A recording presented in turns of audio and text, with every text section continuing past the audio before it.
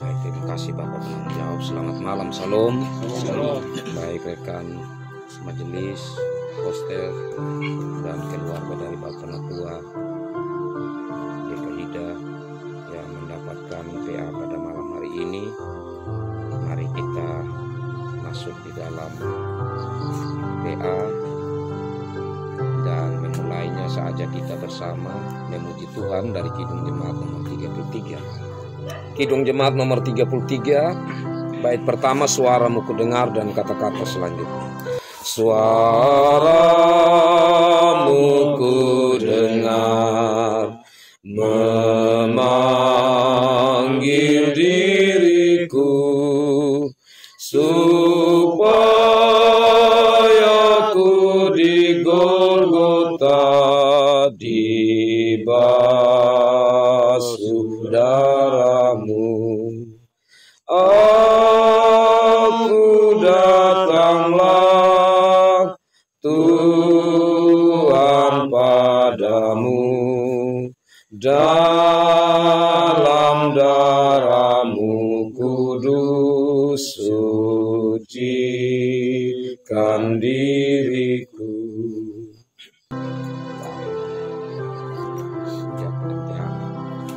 Mari kita sakwati dalam doa, kita berdoa. Kami datang ke hadapan hadirat-Mu ya Tuhan, Allah kami yang Maha Kudus dan Maha Suci. Kami menyadari kami tidak layak di hadapan hadirat-Mu, karena kami anak-anak-Mu yang lemah, yang terbatas, yang tidak jarang jatuh dalam pencobaan, yang sadar maupun tidak sadar. Tidak jarang kami melakukan hal yang Tuhan tidak kehendaki.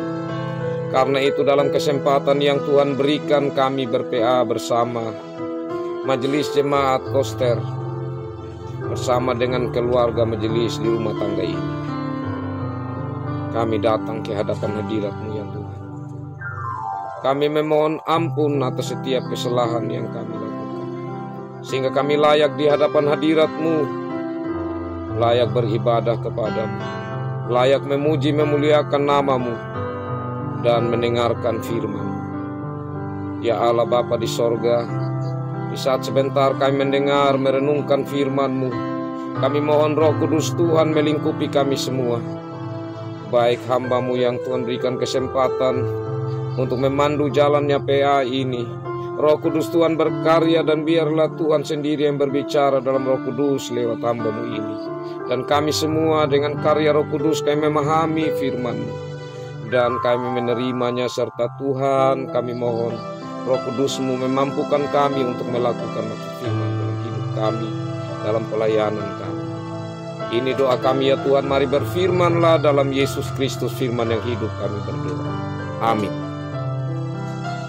Mari kita lihat bagian firman Tuhan. Saya pilih dari Kejadian pasal 35. Kejadian pasal 35 ayat 1 sampai ayat 15, satu perikop. Kejadian pasal 35. Kejadian pasal 35 ayat 1 sampai ayat 15. Saya bacakan bagi kita.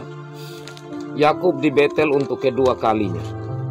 Allah berfirman kepada Yakub, "Bersiaplah pergi ke Betel, tinggallah di situ dan buatlah di situ mesbah bagi Allah yang telah menampakkan diri kepadamu ketika engkau lari dari Esau kakakmu." Lalu berkatalah Yakub kepada seisi rumahnya dan kepada semua orang yang bersama-sama dengan dia, "Jauhkanlah dewa-dewa asing yang ada di tengah-tengah kamu, tahirkanlah dirimu dan tukarlah pakaianmu. Marilah kita bersiap dan pergi ke Betel. Aku akan membuat mesbah di situ bagi Allah yang telah menjawab aku pada masa kesesakanku dan yang telah menyertai aku di jalan yang kutempuh." Mereka menyerahkan kepada Yakub segala dewa asing yang dipunyai mereka dan anting-anting yang ada pada telinga mereka. Lalu Yakub menanamnya di bawah pohon besar yang dekat Sikem. Sesudah itu berangkatlah mereka. dan kedahsyatan yang dari Allah meliputi kota-kota sekeliling mereka, sehingga anak-anak Yakub tidak dikejar.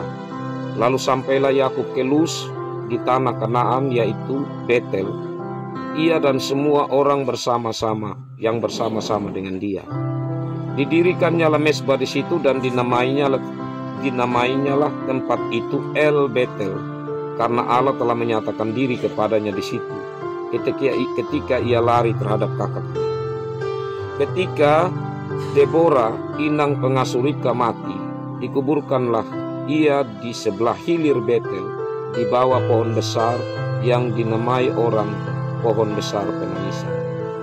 Setelah Yakub datang dari Padan Aram, maka Allah menampakkan diri pula kepadanya dan memberkati dia. Firman Allah kepadanya, namamu Yakub. Dari sekarang namamu bukan lagi Yakub, melainkan Israel. Itulah yang akan menjadi namamu. Maka Allah menamai dia Israel. Lagi firman Allah kepadanya, akulah Allah yang Maha Kuasa. Beranak cuculah dan bertambah banyak. Satu bangsa, bahkan sekumpulan bangsa-bangsa akan terjadi daripadamu, dan raja-raja akan berasal daripadamu. Dan negeri ini yang telah kuberikan kepada Abraham dan kepada Ishak akan kuberikan kepadamu dan juga keturunanmu. Lalu naiklah Allah meninggalkan Yakub dari tempat ia berfirman kepadanya. Kemudian Yakub mendirikan tugu di tempat itu, yakni tugu batu. Ia mempersembahkan korban curahan dan menuangkan minyak di atasnya.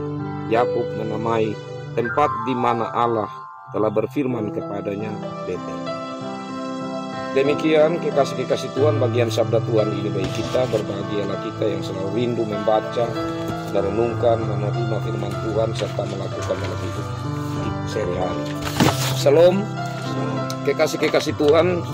Sebagaimana saya sampaikan kepada kita yang lalu bahwa kita dalam kesempatan PA kali ini kita khusus tentang Yakub, tentang Ishak ya dan Yakub ya.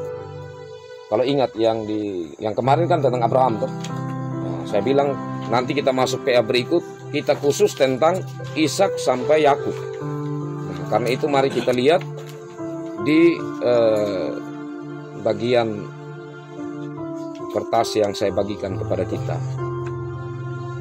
Ya, saya bacakan itu dari bagian yang di bold, yang dihitamkan ya. Pemilihan berdasarkan anugerah. Itu lihat ya. Oke. Baik Abraham, Ishak dan Yakub memiliki kelemahannya masing-masing. Mereka dipanggil bukan karena mereka orang benar, tetapi semata-mata karena ketetapan Tuhan.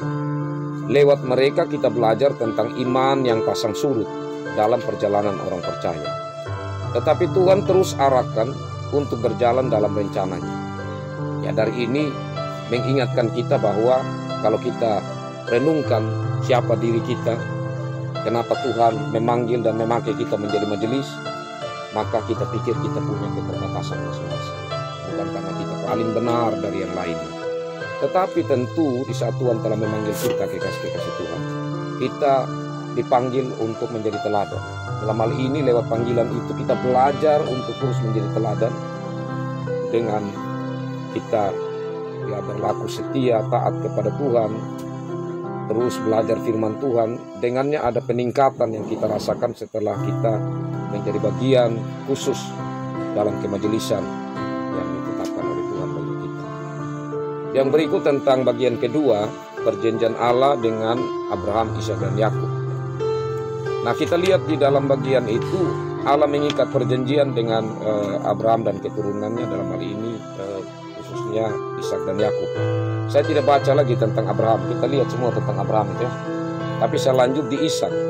Kalau kita perhatikan di pasal 26 ayat 2 sampai 5 berhubungan dengan perjanjian. Jadi di pasal 26 ayat 2 sampai 5 di situ ada berkat ya yang disampaikan oleh Tuhan, yaitu tentang janji tanah dan juga keturunan. Ya, kalau kita buka yang disampaikan di sini di ayat 4 ya. Coba kita lihat pasal Kejadian pasal 26 ayat 4.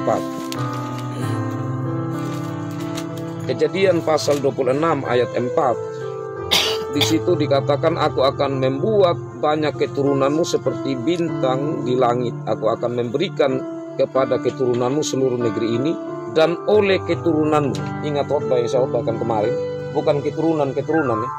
Oleh keturunanmu semua bangsa di bumi. Itu kan Abraham juga dikatakan begitu dalam khotbah kemarin.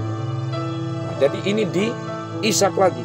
Nah, ini keturunanmu itu dalam bahasa asli itu benih, yaitu mengarah kepada Yesus Kristus. Nah, itu untuk menyegarkan kita kembali. Ya, kemudian di pasal 26 tadi itu ayat 23-24 itu tentang, di situ diucapkan lagi tentang perjanjian ya. Di situ ada janji penyertaan Tuhan. Di ayat 23-24 dari pasal 26 tadi.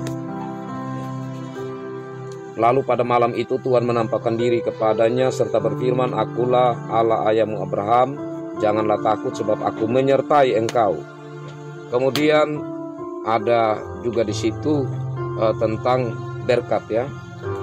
Aku akan memberkati engkau dan membuat banyak keturunanmu karena Abraham hambaku itu. Ya. Jadi turunan juga. Nah, selanjutnya kita melihat itu tentang Ishak, sedangkan tentang Yakub itu di ayat 28, pasal 28. Coba kita lihat di pasal 28 di ayat 10 dan selanjutnya ya. Maka Yakub berangkat dari Berseba dan pergi ke Haran. Ia sampai di suatu tempat dan bermalam di situ karena matahari telah terbenam. Ia mengambil sebuah batu dan seterusnya. Dan ayat 13, berdirilah Tuhan di sampingnya dan berfirman, akulah Tuhan Allah Abraham nenekmu dan Allah Ishak. Tanah tempat engkau berbaring ini akan kuberikan kepadamu dan kepada keturunanmu. Keturunanmu akan menjadi seperti debu tanah banyaknya, dan engkau akan mengembang ke sebelah timur, barat, utara, dan selatan, dan olehmu serta keturunanmu semua kaum di muka bumi ya akan mendapat berkat. Jadi olehmu ini mengarah kepada Yakub, tetapi juga yang berikut itu juga berbicara serta keturunanmu. Nah, ini juga berbicara sama dengan yang tadi, itu benih ya. Nah, selanjutnya juga ada janji penyertaan di situ. Kemudian di Yakub juga tentang perjanjian itu kita lihat di pasal 35. Di pasal 35 itu ayat 10 ya, pasal 35 ya, sama dengan tadi ya, pasal 10 juga ayat sampai pasal 35 ayat 10 sampai 15. Firman Allah kepadanya, namamu Yakub, dari sekarang namamu bukan lagi Yakub melainkan Israel. Itu bacaan kita tadi ya. Ya. Jadi di sini ada pergantian nama, juga ada kemudian kita lihat di pasal ayat 11 itu ada berkat untuk keturunan ya, dan juga ini berhubungan dengan janji Allah ya, dan juga tentang bagaimana nanti dari Yakub itu akan muncul raja-raja. Juga ada janji tentang tanah. Nah, selanjutnya setelah kita melihat tentang perjanjian ya, itu penting sekali karena perjanjian ini kalau kita hitung itu Allah menyatakan janjinya pertama kan kepada Adam dan Hawa di Kejadian 3 ayat 15 kan, bahwa keturunan Hawa nanti akan menemukan kepala ular. Nah, kemudian juga ada perjanjian saat Allah mengikat perjanjian dengan Nuh kan, itu tentang pelangi ya. Nah, selanjutnya Allah mengikat perjanjian dengan Abraham, dengan Ishak, dengan Yakub ya, nanti lagi dengan Musa, nanti lagi dengan Daud ya. Jadi ikatan-ikatan perjanjian yang Allah ini penting sekali untuk kita ikuti. Apalagi berhubungan dengan ini, karena ini berhubungan dengan janji tentang benih ya, dan kedua juga janji tentang tanah Kanaan, janji tentang keturunan. Nah, tentang ganti nama ini sebentar kita akan lihat khusus di bagian firman Tuhan yang kita baca tadi untuk saya sampaikan. Tapi kita lihat yang ada di kertas dulu. Kemudian tentang ibadah, ya kita lewati yang Abraham, kita masuk di Ishak, itu pasal 26 ayat 25. Pasal 26 ayat 25.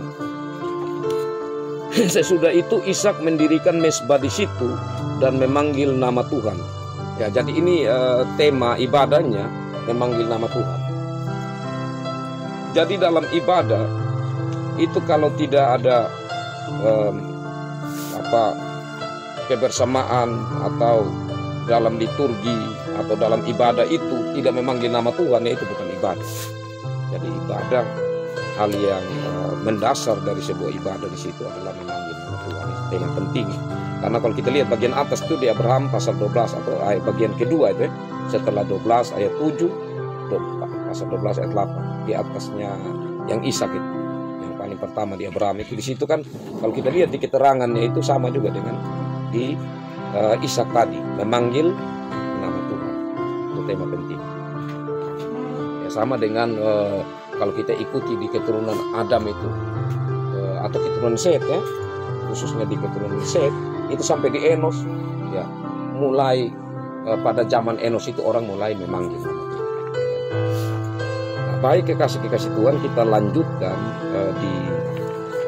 nah itu tempatnya di Berseba ya tadi itu. Sekarang kita di Yakub. Yakub itu pasal 28 ayat 18 itu di Betel. Pasal 28 ayat 18. Ya, jadi ini tema-tema tentang ini tidak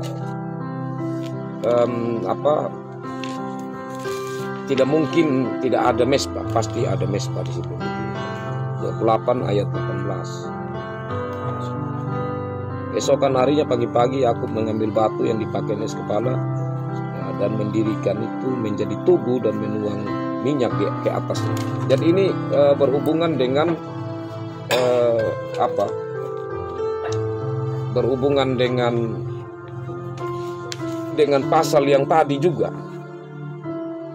Kalau yang kita baca tadi kan ada tugu juga kan yang didirikan. Ya, jadi di sini ada nasar. Ini yang paling penting, ini nasar.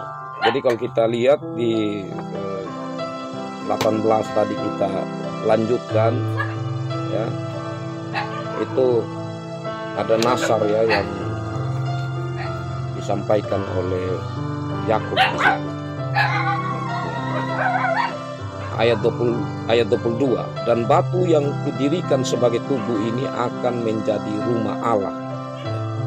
Dari segala sesuatu yang engkau berikan kepadaku akan selalu kupersembahkan 1/10 kepada. Jadi ada nasar yang disampaikan. Ya, jadi yang pertama kalau kita perhatikan di sini tema ibadahnya ya itu ayat 16. Tema ibadahnya sesungguhnya Tuhan ada di tempat ini. Ini iman atau pengakuan saat kita beribadah harus mengakui bahwa Tuhan ada seperti kita. Nah, kemudian dalam ibadah itu ya juga ada dalam hal yang tertentu ya orang bisa membawa nasar kepada Tuhan atau menyatakan nasar di hadapan hadirat Tuhan dalam ibadah itu. Dan itu akan terikat ya di saat menyatakan nasar dalam ibadah kepada Tuhan. Nah, selanjutnya pasal 32 ayat 22 sampai 32. Kalau tadi itu di Betel karena habis itu kan Yakub menamai tempat itu Betel. Pasal 32 ayat 22 ya. Nah, mulai ayat 22. Mulai ayat 22 ya dalam pergumulan. Bukan ya. Ya iya pergumulan Yakub dan Allah ya.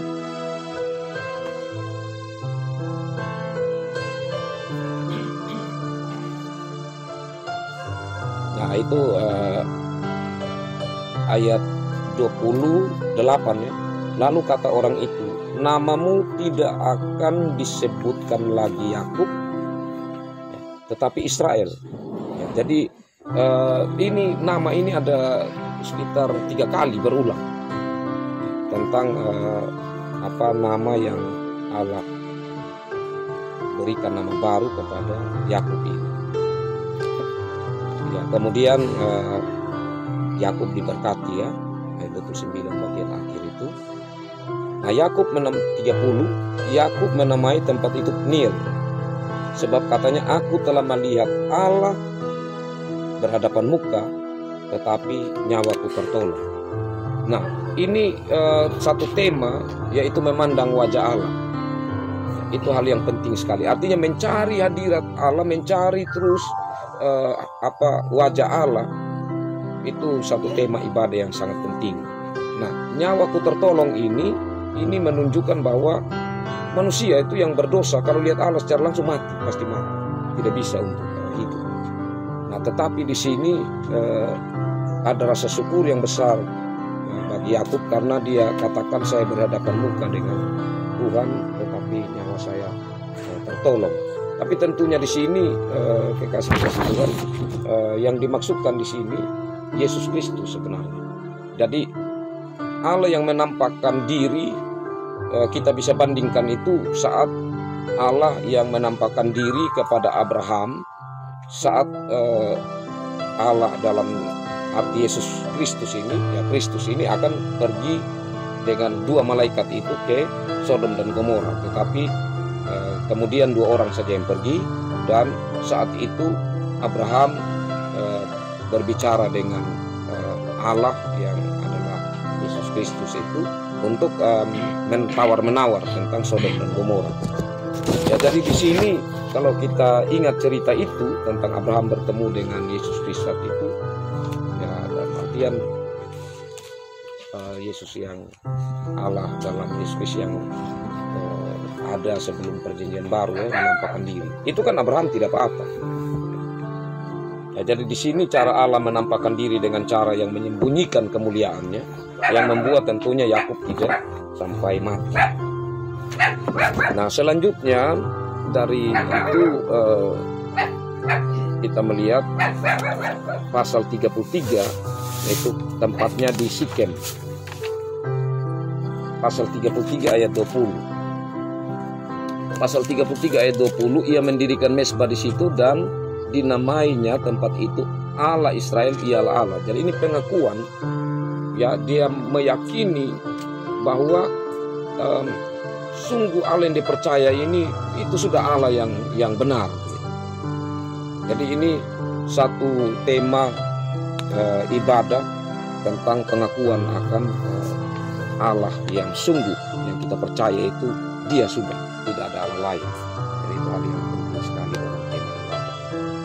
Nah, selanjutnya pasal 35 ayat 7 itu di El Betel. Ya, yang tadi ya. Yang tadi kan bacaan kita. Nah, sebentar baru saya.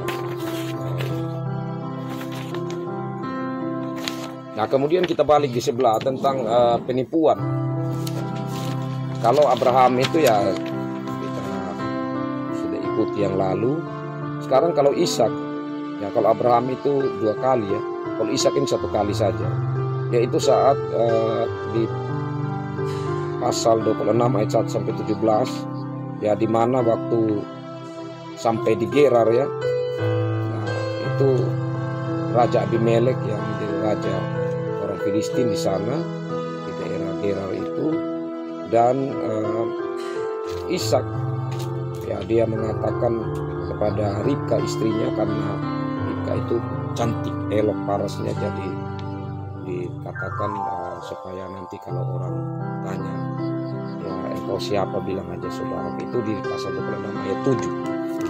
Kita bisa lihat di ayat 7 jelas di situ ya.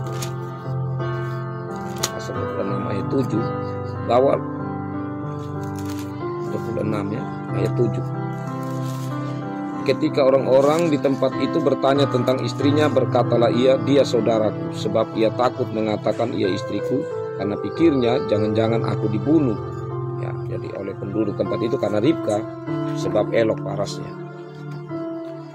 Ya, jadi itu saya katakan di awal tadi bahwa Abraham, Ishak dan Yakub ini punya kelemahan. Ini salah satu kelemahan yang jelas dicatat ya. Kemudian Yakub, ya kita tahu cerita Yakub ya. Yakub itu bagaimana waktu tentang hak kesulungan itu ya, dia bekerja sama dengan mamanya ya, tipu, dan itu cukup panjang ceritanya ya. Sampai juga di Laban, dan di Laban lagi justru dia yang ditipu oleh Laban ya, diharan oleh omnya, dimana dia sudah kerja 7 tahun kerja setengah mati. Tahu-tahu saat dia mau terima sudah sama Rahel ya, tetapi justru yang muncul itu adalah Lea, iya kan? Nah itu dia cukup stres, ditipu seperti itu ya, tapi itulah kenyataan.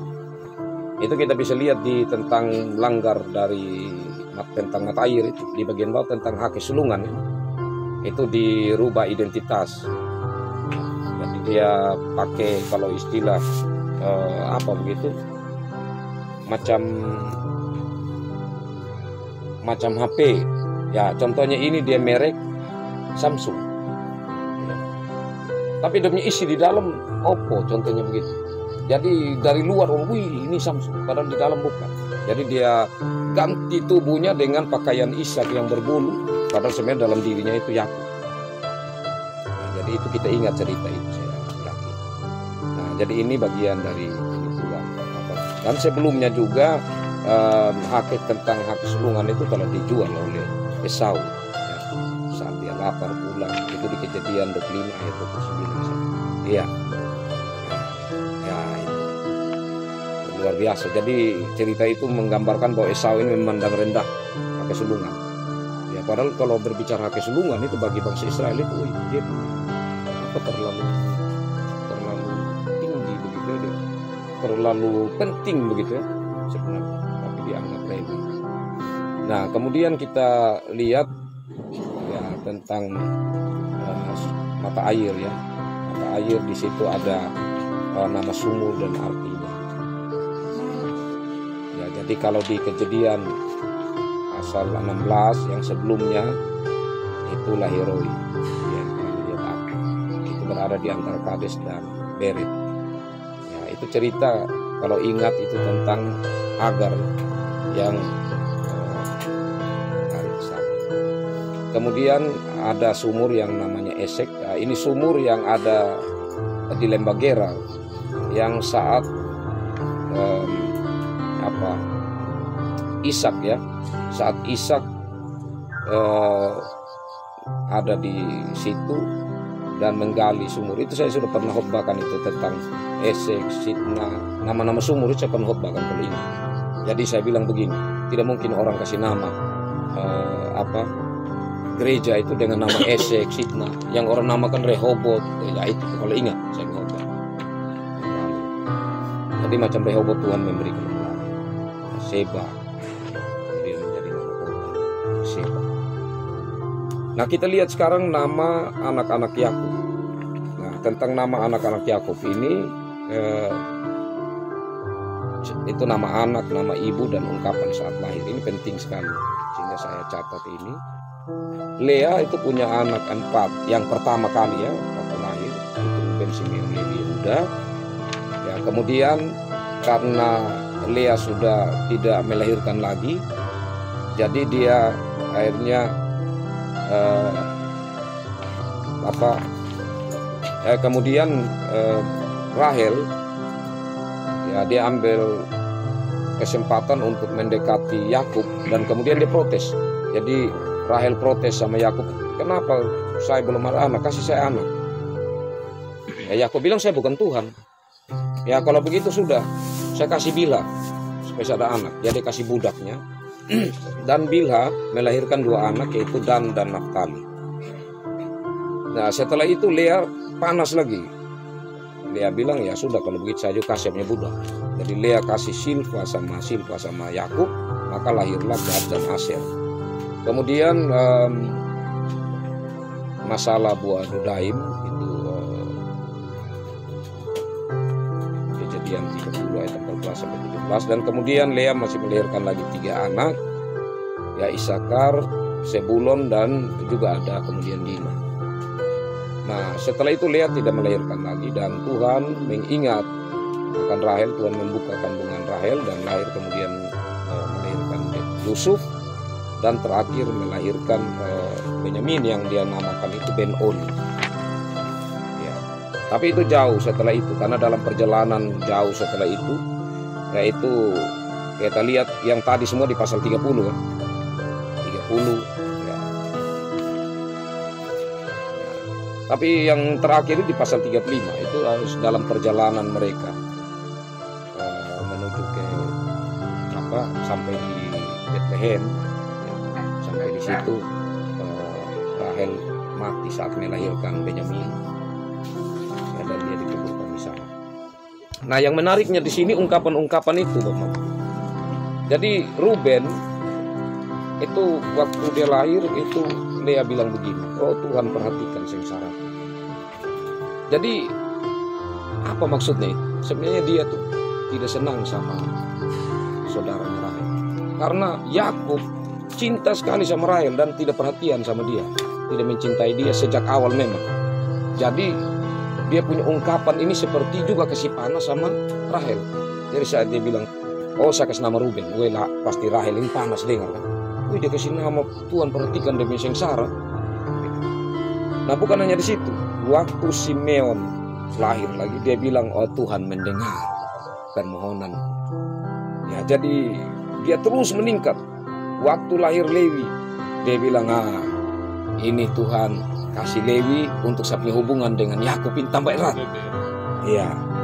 Kemudian Yehuda lahir lagi. Dia bilang, wahai bersyukur kepada Tuhan. Ini seperti puncak dari dia punya senangnya untuk membuat Rahel ini sakit hati begitu ya. Jadi kita harus pandang dari sisi itu sebenarnya negatif ini. Dari sisi pemikirannya Lea sebenarnya. Ya. Jadi sedikit saja dia punya rasa berterima kasih sebenarnya ini kepada Tuhan. Lebih itu karena kebenciannya kepada Rahel. Nah, selanjutnya Rahel ya itu yang saya katakan tadi, dia marah sama Yakub. Yakub, kau harus kasih saya anak. Yakub bilang, saya bukan Tuhan.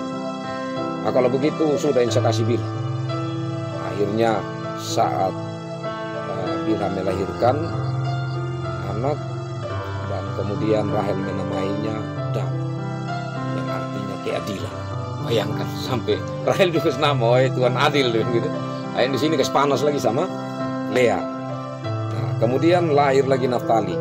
Jadi itu ungkapannya, aku bergulat dengan kakakku, tetapi aku yang menang. Tuhan buat aku menang gitu. Ya, tapi habis itu apa? Lea ini tidak mau kalah lagi, panas lagi. Jadi dia kasih lagi budaknya Silpa sama Yakub, dan lahirlah Gad. Dia namakan mujur telah datang. Jadi artinya nama Gad ini. Kemudian waktu lahir lagi Asher, dia bilang, para perempuan akan menyebut aku berbahagia. Wah, ini panas sekali ya. Dalam keadaan panas itu, maka satu kali kelak Ruben ini pulang dari ladang dan dia bawa buah dudaim. Rahel ini dia terus perhatikan gerakannya Lea ini. Jadi pasti waktu Ruben jalan ini, Rahel ini pasti dia mata-matai begitu, suruh orang untuk mata-matai. Dan ternyata ya, Ruben ini bawa pulang buah dudaim. Dia tahan sudah. Dia bilang, ini apa? Buah dudaim untuk siapa? Untuk mama. Dia langsung menghadap sudah sama Lea. Dia bilang, engkau harus bagi. Oh, tidak bisa, Lea bilang. Kau harus bagi ini buah dudaim. Karena pikirnya Rahel, pasti subur sekali ini Lea, ini kan ini buah. Kau harus kasih itu buah. Akhirnya Lea bilang, ya oke lah, saya kasih. Berapa? Kasih bagian. Oke, saya kasih bagian. Tapi ada syaratnya. Syarat apa? Ini malam Yakub adalah bagiannya saya. Jadi ini sudah aturin ternyata. Sudah atur, jadi ada jadwalnya begitu. Nah, jadi sebenarnya itu jadwalnya Rahel. Begitu. Tapi karena Rahel minta buah dudaim, maka Lea bilang, oh, kalau begitu ya saya kasih, tetapi malam ini Yakub harus di saya. Jadi itu kita bisa lihat di pasal 30 ayat 14 sampai 17. Itu ceritanya luar biasa. Nah, dan kemudian Lea melahirkan sudah Ishakar, ya, dan seterusnya. Tapi sebenarnya dia kasih Tuhan. memang para ahli ya saat meneliti ini begitu ya, memang buah dudaim itu dia membawa kesuburan begitu bagi wanita begitu, atau untuk kesuburan untuk punya anak begitu ya, itu saat diteliti. Tetapi tidak ada sangkut paut sebenarnya ini, tidak ada sangkut paut ini buah dudaim. Kenapa? Karena kalau Tuhan yang tutup kandungan, tidak ada yang bisa buka. Kalau Tuhan yang buka kandungan, tidak ada yang bisa tutup. Artinya bahwa hanya Tuhan yang bisa membuat orang punya kemungkinan untuk melahirkan atau tidak melahirkan. Nah, jadi tidak ada sangkut paut sebenarnya dengan buah dudaim ini. Tapi ini tadi karena panas hati ya, jadi mencari tahu ini pasti karena ini buah begitu. Maka buah dudaim ini menjadi cerita tersendiri di dalam ini. Nah, tentang Dina nanti sebentar kita akan lihat di dalam bagian bacaan kita tadi. Kita kembali di Kejadian pasal 35 ya. Kita fokus di sini. Di Kejadian pasal 35 ini Bapak-Bapak, saya mulai dari ayat 1. Allah berfirman kepada Yakub, bersiaplah, pergilah ke Betel, tinggallah di situ, dan buatlah di situ mezbah bagi Allah, yang telah menampakkan diri kepadamu ketika engkau lari dari Esau. Nah, pertanyaannya, biasanya Tuhan tidak suruh untuk pergi beribadah. Selain waktu Abraham Tuhan suruh bawa Ishak kan ke Gunung Moria. Setelah itu biasanya Tuhan tidak suruh ke satu tempat untuk beribadah. Tapi kenapa di sini Tuhan suruh Yakub untuk pergi?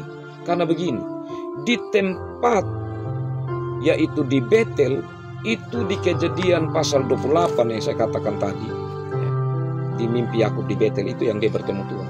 Itu kan dia suruh bangun tubuh di situ. Dia berjanji kan, dia bernasar. Tapi setelah itu dia seperti melupakan. Jadi dia seperti tidak ingat lagi. Karena itu saat Tuhan bilang ketika engkau lari dari kakakmu, dari Esau kakakmu, ini sebenarnya mau mengingatkan dia bahwa itu peristiwa sudah lama. Dan sebenarnya saya luputkan engkau, tetapi kenapa engkau lupa? Saya memberkati engkau, menyertai engkau sesuai janji saya tepati, tetapi nasarmu engkau tidak tepati. Jadi sebenarnya di sini Tuhan mau mengingatkan lagi kepada Yakub tentang apa yang pernah Yakub ini nasarkan kepada Tuhan. Nah, kekasih-kekasih Tuhan tentu tidak jarang ya kita manusia lupa apa yang kita pernah janji kepada Tuhan. Termasuk kalau kita mau segarkan kembali kekasih-kekasih Tuhan ya, saat kita pertama kali diminta ya atau dikunjungi oleh majelis begitu yang meminta jawaban kita untuk menjadi majelis. Wah, itu kita bergumul betul kan. Nah, dan kemudian saat kita berdiri waktu pengukuhan itu kita mengucapkan kesungguhan dari lahir dari hati yang terdalam untuk bagaimana kita setia melayani Tuhan. Ya, itu yang kadang sudah surut sehingga seperti PA-PA seperti ini. Nah, hampir tidak pernah itu kita menempatkan. Ini menunjukkan bahwa kadang apa yang kita sudah janjikan sebagai manusia kadang kita tidak jaga komitmen kita. Nah, lewat ini kiranya lewat bagian firman Tuhan di ayat 1 kita diingatkan, kita disegarkan kembali tentang janji kita sebagai majelis dan janji-janji lain yang kita ucapkan baik dalam keluarga dan lain sebagainya. Ya, kiranya itu menjadi satu hal penting lewat bacaan firman Tuhan. Yang berikut, kekasih-kekasih Tuhan, pergilah ya, bersiaplah, pergilah ke Betel, tinggallah di situ. Jadi di sini Tuhan mau supaya bukan sekedar pergi untuk beribadah, tetapi tinggal di sana. Ya, berarti Betel ini memang menjadi satu tempat yang sangat penting ya. Sangat penting. Kenapa memang penting? Ya karena di situ sebenarnya yang akan menjadi ya, latar belakang dasar tentang berdirinya Bait Allah, berdirinya rumah Allah di Betel. Nah, kemudian ayat 2 dan ayat-ayat selanjutnya saya akan bacakan. Lalu berkatalah Yakub kepada seisi rumahnya dan kepada semua orang yang bersama-sama dengan dia, jauhkanlah dewa-dewa asing yang ada di tengah-tengah kamu, pahirkanlah dirimu dan tukarlah pakaianmu. Ya. Marilah kita bersiap dan pergi ke Betel. Aku akan membuat mezbah di situ bagi Allah yang telah menjawab aku pada masa kesesakanku dan yang telah menyertai aku di jalan yang kutempuh.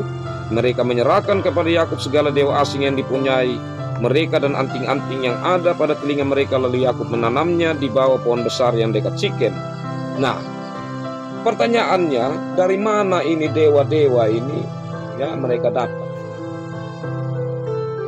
Nah, itu kita bisa lihat di Kejadian 34. Dina dan Sikem.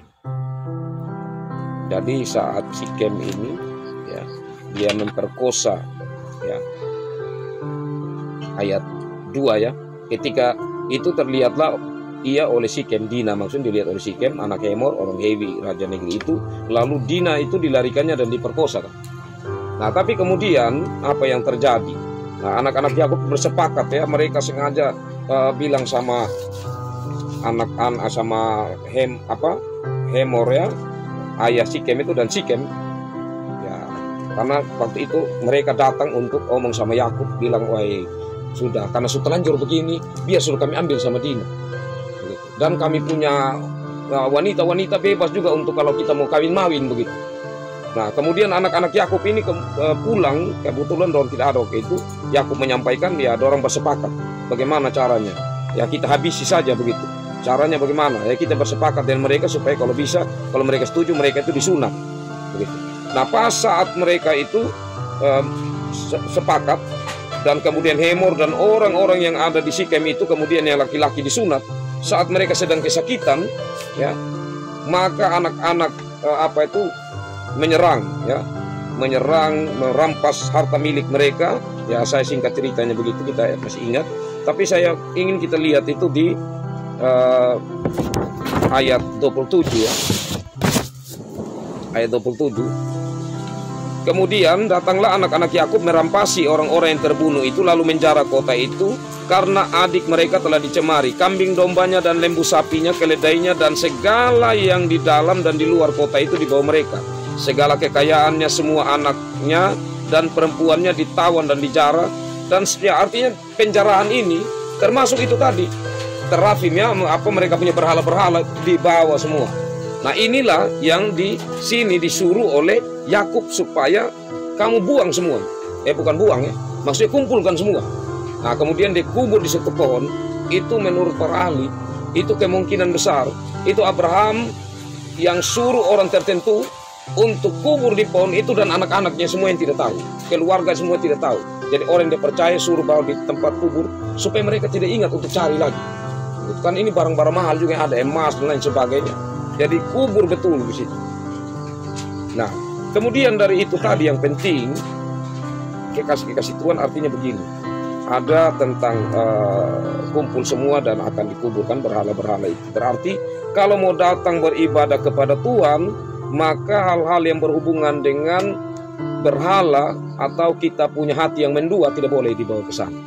Jadi hati yang betul-betul lurus menyembah kepada Tuhan. Itu tafsirannya begitu ya. Dan kemudian yang penting di sini adalah pakaian ya, tukarlah pakaian, tahirkanlah dirimu dan tukarlah pakaian. Ini penting. Jadi setelah ayat 2 itu, jauhkanlah dewa-dewa asing yang ada di tengah-tengah kamu. Yang kedua, tahirkanlah dirimu ya, dan yang ketiga, tukarlah pakaianmu. Jadi tahir itu ya, kalau lurus saja mandi ya. Mandi ya, dan kemudian tukar pakaian. Nah ini lebih menjurus kepada, karena mereka waktu itu pikiran mereka itu pikiran membunuh masih ada, karena baru mereka membunuh itu penduduk Sikem yang ada di Kanaan itu. Kemudian pakaian mereka ini kan, dan diri mereka berlumuran darah karena bunuh orang ya. Tapi meskipun mereka sudah mandi, tetapi ini punya pengertian yang mendalam. Artinya pakaian itu berhubungan dengan segala hal yang masa kemarin, yang kotor, yang apa itu yang mereka harus bersihkan dari diri mereka. Jadi berhubungan dengan hati, pikirannya untuk mereka bersihkan, karena mereka akan datang di sana untuk menyembah Tuhan ya, untuk beribadah kepada Tuhan. Nah selanjutnya ayat 5, sesudah itu berangkatlah mereka, dan kedahsyatan yang dari Allah meliputi kota-kota sekeliling mereka, sehingga anak-anak Yakub tidak dikejar. Apa maksudnya ini? Jadi Allah betul-betul menaungi Yakub, anak-anak, seluruh keluarganya, orang-orang bersama-sama dengan dia. Waktu mau pergi ya dari Sikem itu menuju ke Betel ya, orang-orang itu seperti tidak bisa, artinya seperti takut lagi sama mereka ya. Sebelumnya ya mungkin mereka lah yang takut karena baru bunuh. Ini mereka pendatang, bunuh di penduduk asli di situ ya. Pasti orang-orang Kanaan yang lain dengar ya bahwa saudara-saudara mereka di Sikem dibunuh oleh anak-anak Yakub, itu mereka marah dan anak-anak Yakub serta anak-anak pasti sedang berada dalam keadaan juga takut. Ya, Allah mengetahui keadaan itu tentu. Jadi Allah di sini melindungi mereka, meliputi kota-kota sekeliling itu, sehingga mereka tidak mengejar mereka. Kenapa? Karena ya itu tadi. Karena orang-orang Sikem pasti akan berupaya, apalagi orang lewat jalan begini, wah ini pas sudah orang sebentar lewat ini kita bunuh. Tapi Allah betul-betul melindungi sehingga orang-orang Sikem justru yang takut dengan orang-orang Kanaan lainnya, justru membiarkan mereka lewat. Mereka tidak dapat berbuat apa-apa. Ya. Lalu sampailah ya Yakub ke Luz yang di tanah Kanaan, yaitu Betel. Ya, jadi ini masih tanah Kanaan, tetapi ya tentu jaraknya sudah jauh ya. Ia semua orang yang bersama-sama dengan dia. Didirikan nama mesbah di situ, dinamainya lah tempat itu El Betel. Nah ini luar biasa. Yang lalu dia namakan tempat itu Betel, tapi kemudian dia namakan lagi El Betel. Apa ini artinya? Ya. El itu Tuhan, Bet itu rumah. Kita ingat yang lalu kan saya bilang, Bet itu Bethlehem, rumah roti. Bet itu rumah, El itu Tuhan. Jadi Tuhan, rumah Tuhan. Jadi yang lalu sudah rumah Tuhan, tapi dia tambah lagi di sini El. Ya, ini menunjukkan tentang apa?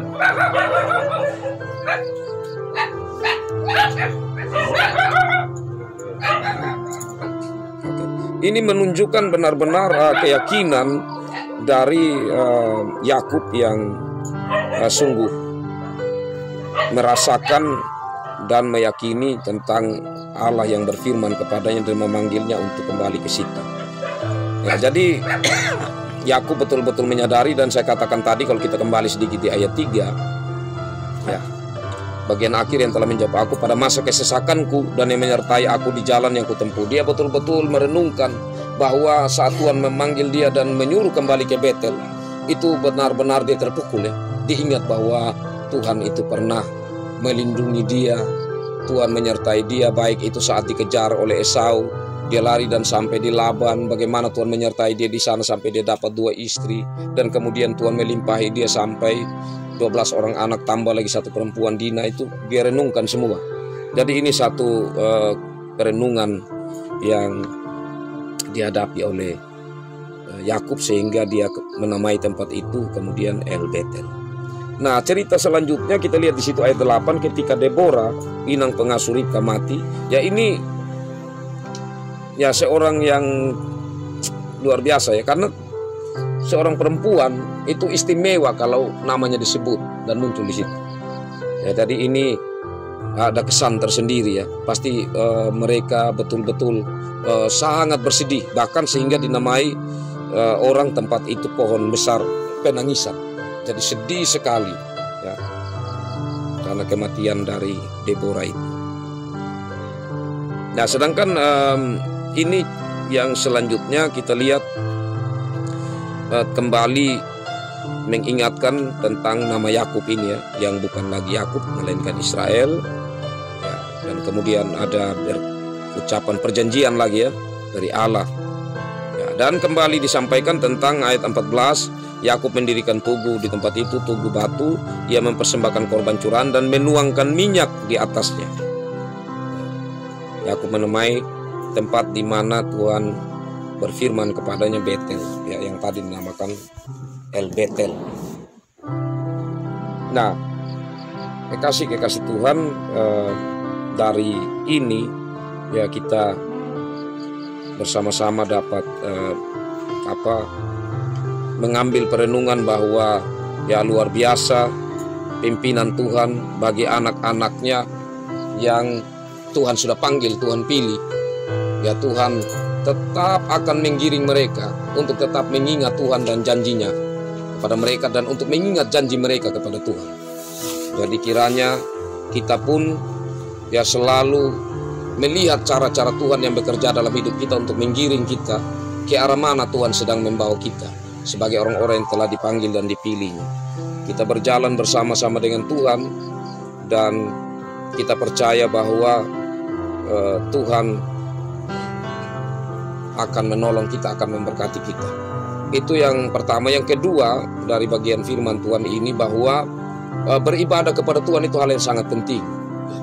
Jadi kita ingat tadi bagaimana orang orang Yakub dan keluarganya mau pergi ke tempat itu, mereka harus mentahirkan diri. Dalam hal ini mempersiapkan diri kita, mempersiapkan rumah tangga kita itu penting.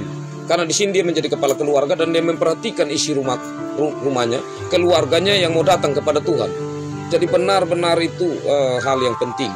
Nah, kita juga mengingatkan saudara-saudara kita masih banyak ya dalam rumah tangga yang belum nikah, yang belum baptis, belum sidi, ya. Jadi untuk kita bawa mereka kepada Tuhan itu penting sekali. Ini menjadi pergumulan kita bersama di jemaat, termasuk di pusat Mada. Ya, ini saja yang saya dapat bagikan kepada kita, Mama. Kasih Tuhan. Ya, dari bagian firman Tuhan ini ada tambahan yang mau disampaikan atau pertanyaan, saya berikan kesempatan dari Bapak Penatuhan.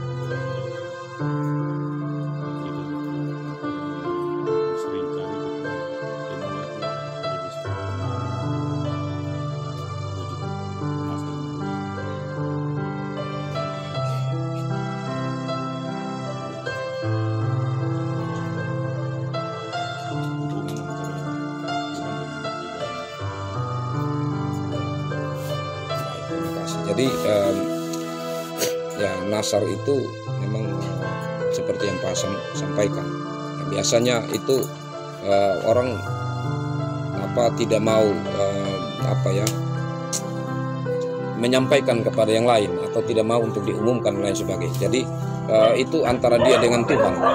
Karena Nasar ini berhubungan dengan seperti sumpah yang diikat antara manusia dengan Tuhan. Jadi itu bukan sekedar janji, tapi seperti sumpah. Jadi tidak gampang. Dan Yakub ini adalah anak yang yang dipanggil Tuhan untuk menjadi bagian di dalam ikatan perjanjian. Jadi memang Tuhan ingatkan dia. Tapi saya yakin bahwa kalau kita bernasar, ya pasti Tuhan akan tetap ingatkan kita.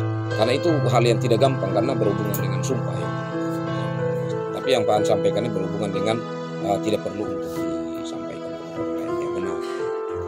Terima kasih Pak. Dari mana Jesse? Anda Bapak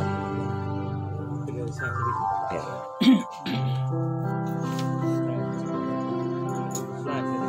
Dari 35 ya. Ya.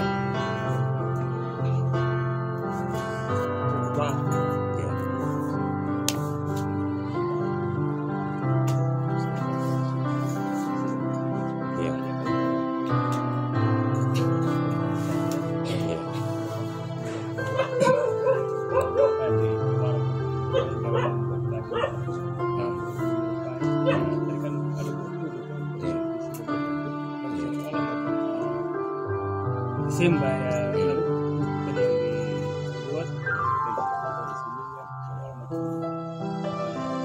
Desember kan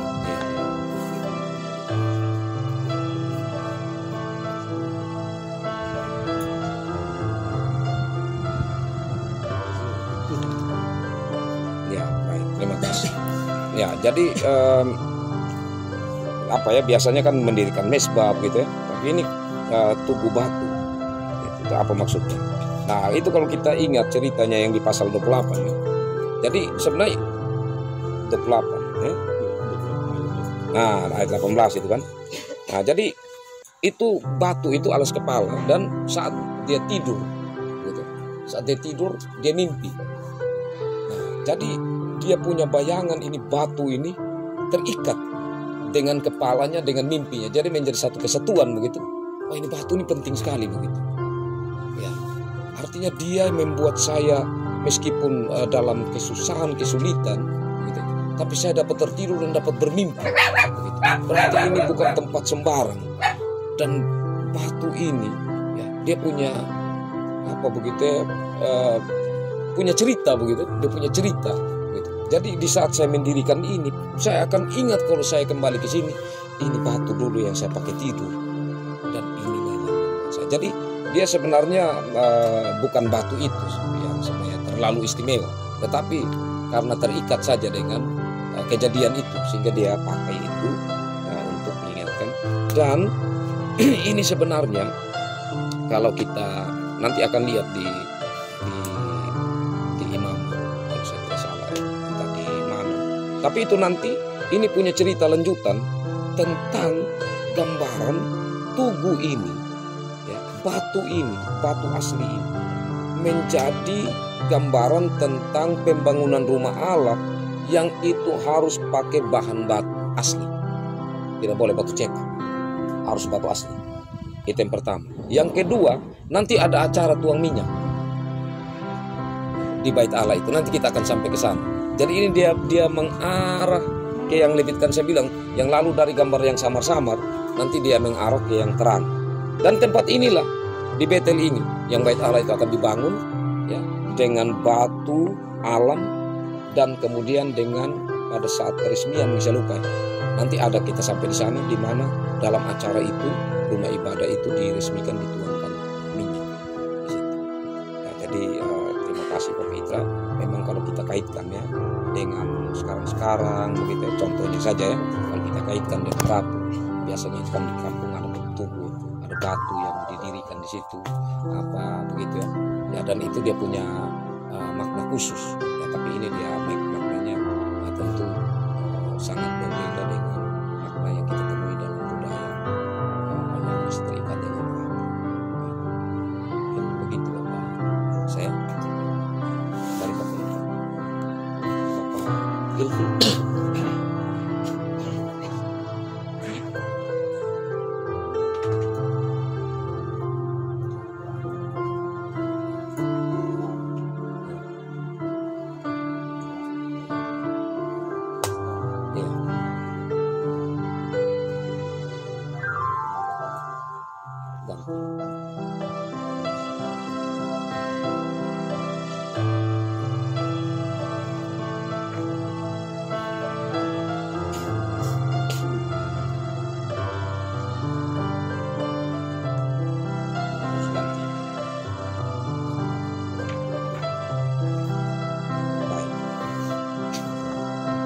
Jadi ini penting sekali pertanyaan ini. Yakub, nama Yakub itu, ya, itu kalau Tuhan bilang sekarang bukan Yakub lagi, engkau saya namakan Israel. Saya lupa ya, minta maaf.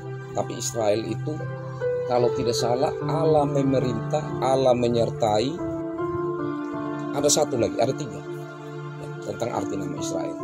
Nah, sedangkan Yakub dia akan ingat ke belakang. Saya pernah penipu, saya pernah lupa untuk saya punya nasar. Artinya ke belakang itu banyak hal yang membuat dia nanti melangkah ke depan dengan berat. Dengan mengganti namanya, maka di situ dia punya hati dengan Tuhan. Bagaimana menyerahkan diri bahwa betul Tuhan, saya akui engkau yang memelihara saya, engkaulah yang memerintah kehidupan saya dan memelihara saya. Jadi lebih kepada itu. Ada juga yang ganti namanya sendiri kalau di perjanjian baru, macam